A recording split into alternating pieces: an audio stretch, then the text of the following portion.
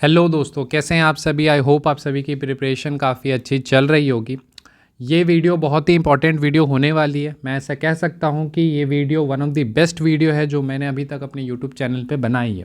उसका रीज़न बहुत ही सिंपल है। इस वीडियो में जो एस्पेक्ट पे हम बात करेंगे, उन एस्पेक्ट को अगर आप अच्छे से फॉलो करते हैं तो बहुत सारे ऐसे एस्पिरेंट होने वाले हैं जो मे बी प्रोबेबली एग्जामिनेशन को, यानी रिटन एग्जामिनेशन को CAPF के क्लियर नहीं कर पाते या कुछ मार्क्स से मिस कर जाते। लेकिन इन एस्पेक्ट पे अगर आप काम कर लेते हैं तो डेफिनेटली आप रिटन एग्जामिनेशन को क्लियर करेंगे और बहुत सारे ऐसे स्टूडेंट भी होंगे जो अच्छे मार्जिन से भी क्लियर करेंगे। तो इस कारण से मैं ये कह सकता हूँ कि ये video one of the best video है।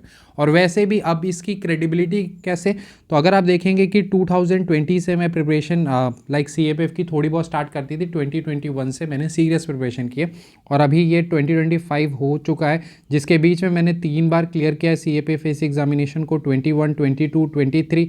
तो ये तो एक्सपीरियंस है ही। उसके बाद लास्ट 2 ईयर से मैं काफ़ी सारे स्टूडेंट्स को गाइड कर रहा हूँ। कहीं ना कहीं अभी तक थाउजेंड्स ऑफ स्टूडेंट्स से पर्सनली मैंने बात की है, ठीक है। अगर आप में से जो भी स्टूडेंट जानते हो कि जिनको लाइक किसी भी तरह की इशू होती है तो मैं टेलीग्राम कॉल पे बात कर लेता हूँ, ठीक है। ऐसा कोई नहीं होता कि हमारी कोई मेंटरशिप प्रोग्राम है जहाँ पर आपको आके इनरोल करना पड़ेगा बात करने के लिए, ऐसा बिल्कुल नहीं है। आप ईजिली मुझसे रीच आउट कर सकते हैं, बट हाँ ये है कि आपको मैसेज करना होता है पहले।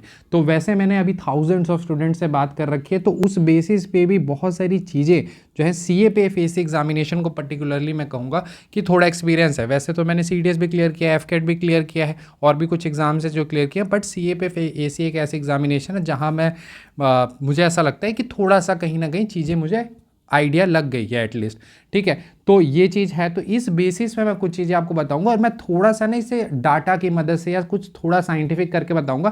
थोड़ा सा ऊपर नीचे डाटा हो सकता है क्योंकि मेरे पास कोई ऑफिशियल डाटा तो नहीं रहेगी, बट ये डाटा का हेल्प मैं क्यों ले रहा हूँ, ताकि आपको मैं बहुत अच्छे से चीज़ों को एक्सप्लेन कर पाऊँ कि क्यों आप देखेंगे कि 1% या 2% ही स्टूडेंट CAPF फेस एग्जामिनेशन को क्लियर कर पाते हैं। ऐसा तो हर एग्जाम में वैसे भी, अगर आप कोई भी गवर्नमेंट एग्जामिनेशन की प्रिपरेशन कर रहे हैं तो 1-2% ही उस एग्जाम को क्लियर कर पा रहे होंगे।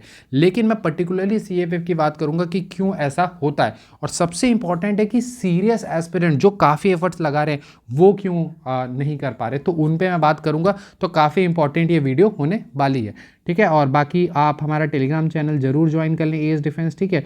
तो इसको आप सिंपली सर्च करके AS डिफेंस सर्च कर सकते हैं और उसके बाद ज्वाइन कर सकते हैं।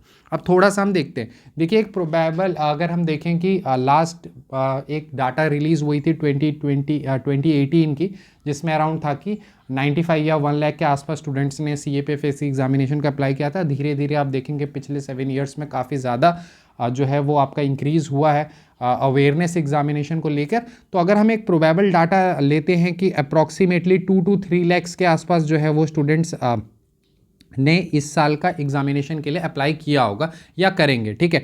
तो 3 लाख के आसपास हम ले लेते हैं कि ये डाटा, ठीक है, कि 3 लाख के आसपास जो स्टूडेंट है, ये डाटा मैं इसलिए ले रहा हूँ बिकॉज थोड़ा सा आप चीज़ों को रिलेट कर पाएंगे ज़्यादा बेहतर तरीके से, देन आप अच्छे से चीज़ों को समझ पाएंगे। तो 3 लाख के आसपास बच्चे जो हैं वो अप्लाई करेंगे।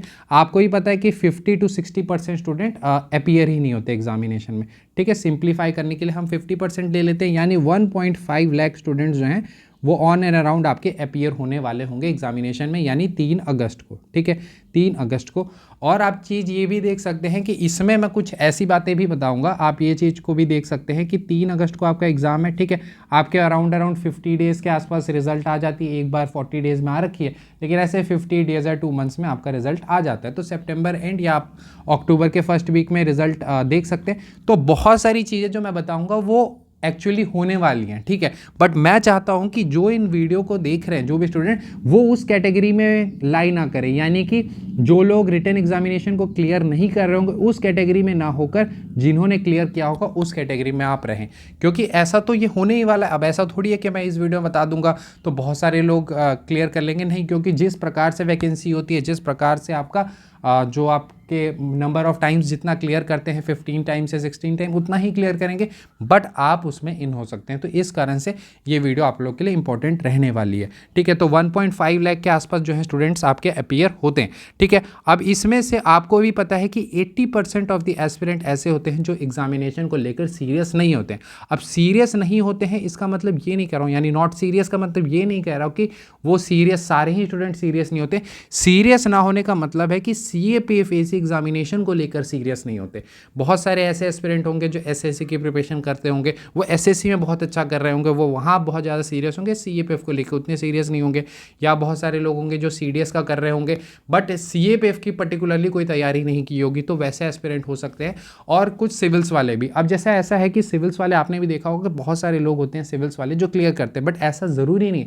जो वहाँ भी अच्छा कर रहे होते हैं, जिन्होंने मेंस की अच्छी आंसर राइटिंग कर रखी होती है, जिन्होंने प्री की अच्छी तैयारी कर रखी है, वही आके क्लियर करते हैं। ऐसा नहीं है कि सारे ही सिविल्स वाले जो तैयारी करते हैं वो आके क्लियर ही कर लेते हैं, इतना आसान तो नहीं है एटलीस्ट। तो ये चीज़ है कि जो एग्ज़ाम को लेकर सीरियस नहीं है, तो वैसे 80% होते हैं। यानी 20% की मैं बात करूँ, वो हार्ड कोर कह सकते हैं CAPF के एस्पिरेंट्स हैं, या वो बहुत ही अच्छे से तैयारी कर रहे हैं, यानी अपने एफर्ट्स जो है काफ़ी टाइम से, पिछले 1-2 मंथ से ही लगे हुए हैं और आगे भी लगे रहेंगे अपने 3 अगस्त तक, और काफ़ी डेडिकेटेडली तैयारी करेंगे। तो ऑन एंड अराउंड अगर 1.5 लाख का 20% लेंगे तो 30,000 के आसपास स्टूडेंट होंगे।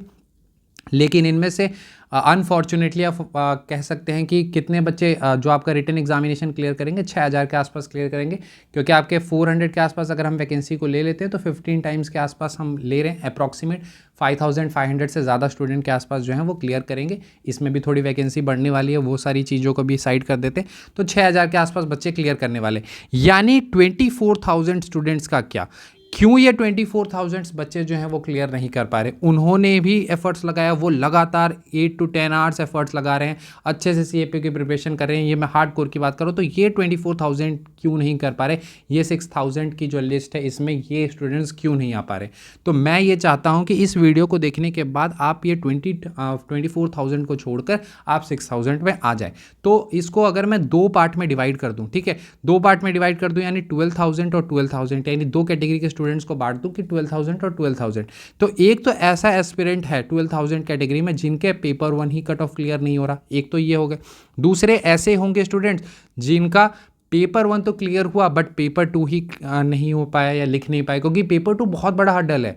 जो स्टूडेंट्स ने एग्ज़ाम दिया है उनको पता होगा कि पेपर 2 CAPFAC एग्जामिनेशन में एक बहुत बड़ा हर्डल है, जिससे पार बहुत सारे स्टूडेंट नहीं कर पाते। स्पेसिफिकली CDS वाले एस्पिरेंट, GS में बहुत अच्छा कमांड होता है बट पेपर 2 लिख नहीं पाते, और इस कारण से वो हर्डल को पार नहीं कर पाते। तो अब थोड़ा सा देखते हैं कि कौन कौन से ऐसे रीजंस हैं जिनकी वजह से आप एग्जामिनेशन को क्लियर नहीं कर पाते या रिटन एग्जामिनेशन को क्लियर नहीं कर पाते। तो सबसे पहले देखेंगे तो एक तो बहुत बड़ा रीज़न है पेपर 2, यानी नेग्लिजेंस कहीं ना कहीं पेपर 2 में देखने के लिए मिलती है, स्पेसिफिकली CAPF को लेकर।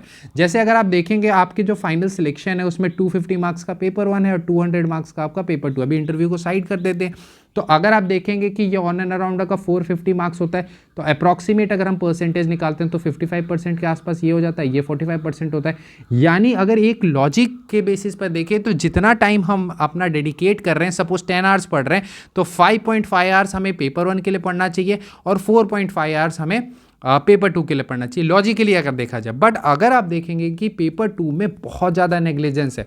अब इसमें भी मैं 2 टाइप में बता देता हूँ, ठीक है, मैं बहुत ज़्यादा ब्रेकडाउन करके बता रहा हूँ, बहुत ही साइंटिफिकली बताने की कोशिश कर रहा हूँ, ताकि हर बच्चों को समझ आए कि कहाँ पर आप गलती कर रहे हैं, ताकि आप जिस कैटेगरी में लाई करते हैं वहाँ से आप निकल कर कोशिश करें कि उस चीज़ को इम्प्रूव करें। तो अगर मैं इसे 2 टाइप में बांट दूँ, यानी कि 2 टाइप के स्टूडेंट्स को मैं यहाँ पर रख दूँ कि एक टाइप का स्टूडेंट ऐसा है और दूसरे टाइप का ऐसा है, तो उस बेसिस पर आप बहुत ही अच्छे से समझ लेंगे। तो एक स्टूडेंट तो ऐसे हैं जो यूनिक टाइप के हैं, उनका ऐसा होगा कि सर मैं मई में करूंगा, या सपोज़ कोई प्री की तैयारी कर रहे होंगे तो होगा कि 25 मई को मेरा प्री का एग्ज़ाम हो जाएगा, उसके बाद मैं करूंगा। किन्हीं का होगा कि मैं जून में करूंगा, किन्हीं का होगा कि लास्ट के जुलाई मंथ में, 1 मंथ में मैं कर लूँगा, ठीक है। तो ये आपने भी देखा होगा, बहुत सारे आप में से भी अभी स्टूडेंट होंगे जो इस वीडियो को देख रहे होंगे। अगर देख रहे होंगे, अगर ऐसे कैटेगरी में अप्लाई करते हो तो आप कमेंट में बता सकते हैं कि सर मैं मई में कर लूँगा, मैं जून में कर लूँगा, मैं जुलाई में कर लूँगा। यानी लास्ट के 1 मंथ में हो जाएगा क्या, 2 मंथ्स में हो जाएगा क्या, 3 मंथ्स में हो जाएगा क्या।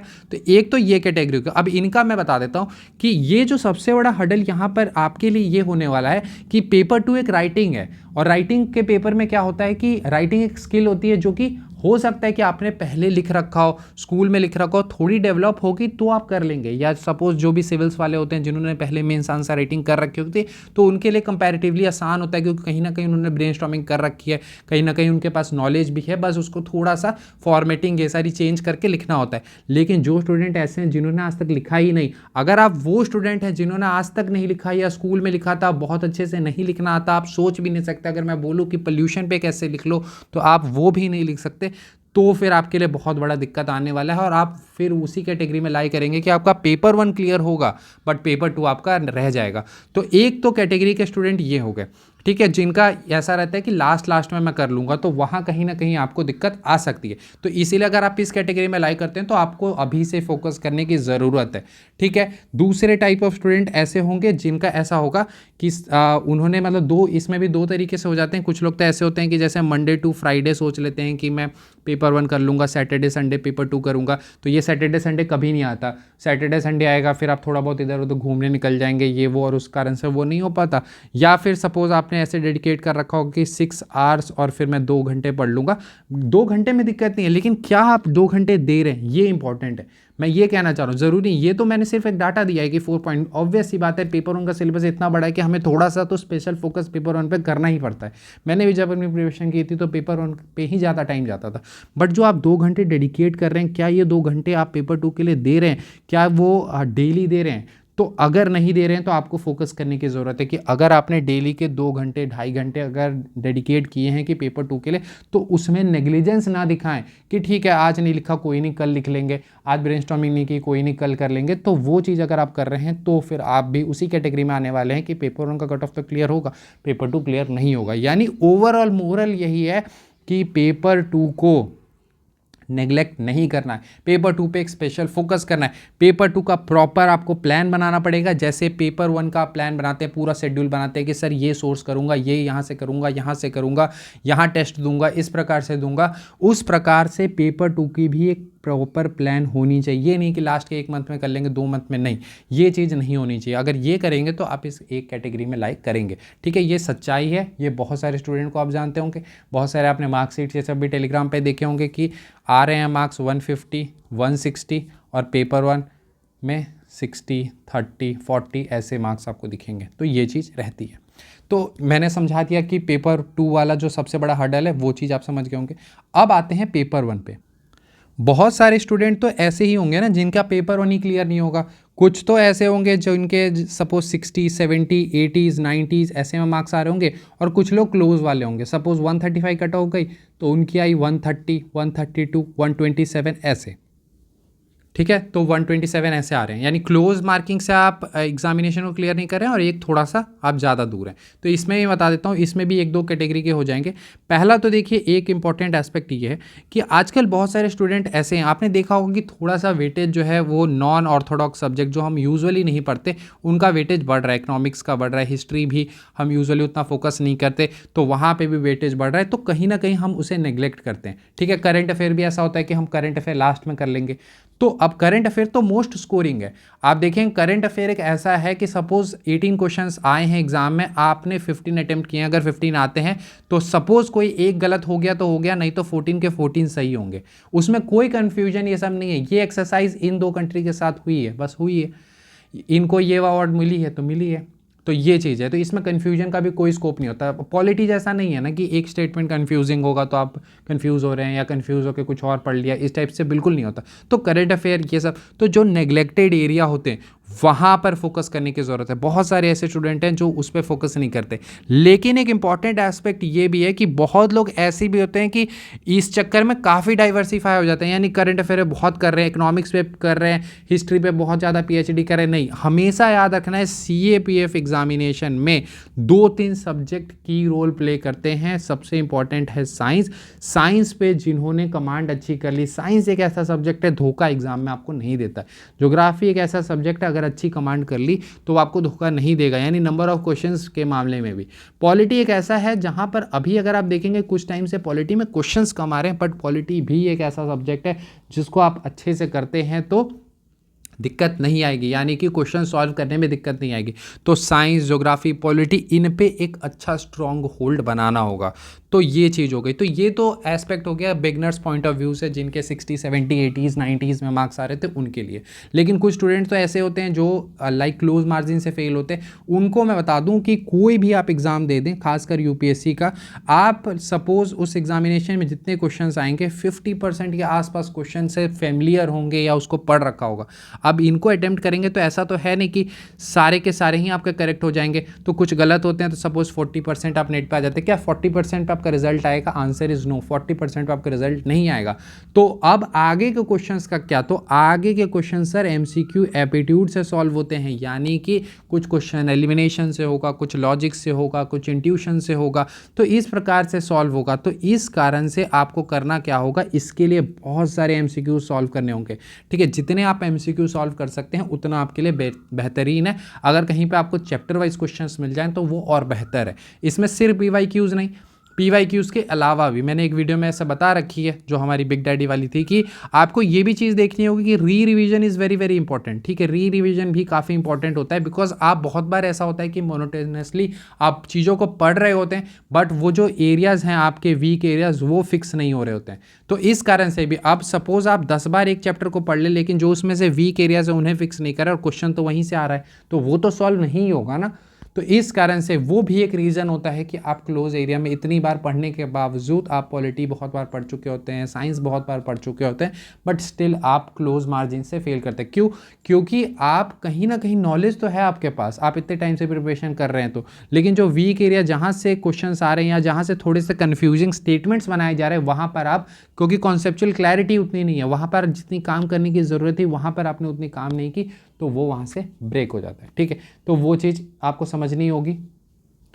तो आई होप कि मैंने सारी चीज़ें बहुत ही अच्छे से डाटा की मदद से आपको समझाने की कोशिश की है कि किन किन कारणों की वजह से आप CAPF-AC का रिटन एग्जामिनेशन को क्लियर नहीं कर पाते हैं।